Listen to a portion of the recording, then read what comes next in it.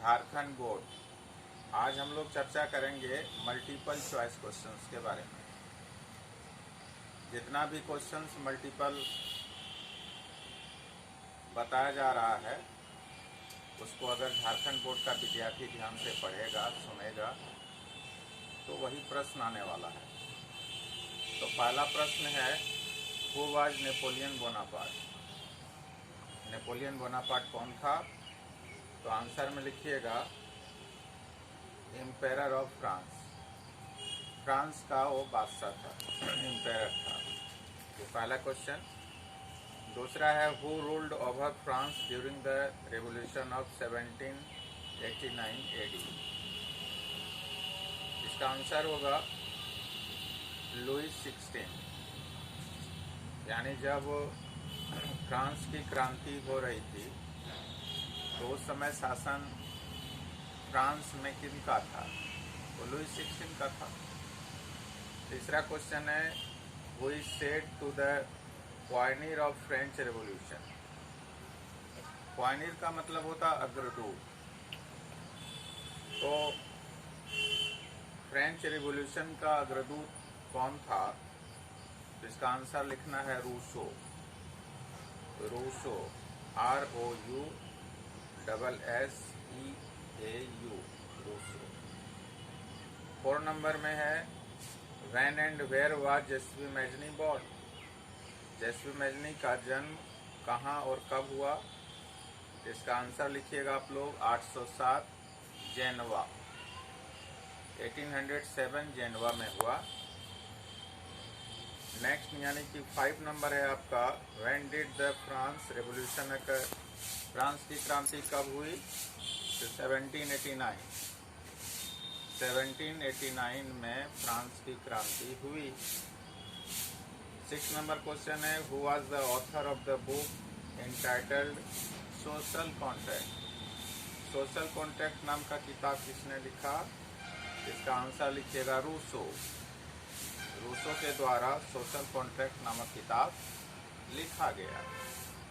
7 number में आपका question आने की संभावना है, who founded young Italy society? Young Italy society एक सीक्रेट सोसाइटी था, एक गुप्त संगठन था। उस संगठन यानी यंग इटली सोसाइटी को किसने फाउंड किया? कहने मतलब उसकी स्थापना किसने किया? इसका आंसर लिखिएगा मैजनी, यानी जोसेफी मैजनी ने किया। अगला क्वेश्चन है यानी 8 नंबर में, who said when France sneezes the rest of Europe catches cold? ये कथन किसका है कि जब फ्रांस सीखता है इसका प्रभाव संपूर्ण यूरोप में पड़ता है?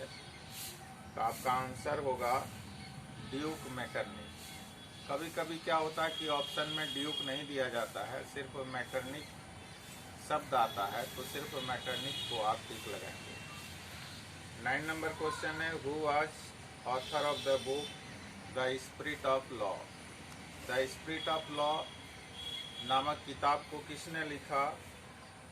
तो आपका आंसर होगा मॉन्टेस्क्यू। मॉन्टेस्क्यू ने the spirit of the law नामक किताब को लिखा। 10वां नंबर क्वेश्चन है, when did Bismarck become the chancellor of Germany? Germany का चांसलर बिस्मार्क कब बना? इसका आंसर होगा 1871, 1871। 11 नंबर क्वेश्चन में होगा, when was the war of Austria with Prussia occurred? यानी ऑस्ट्रिया और प्रशा का युद्ध कब हुआ? इसका आंसर लिखिएगा 1866, 1866।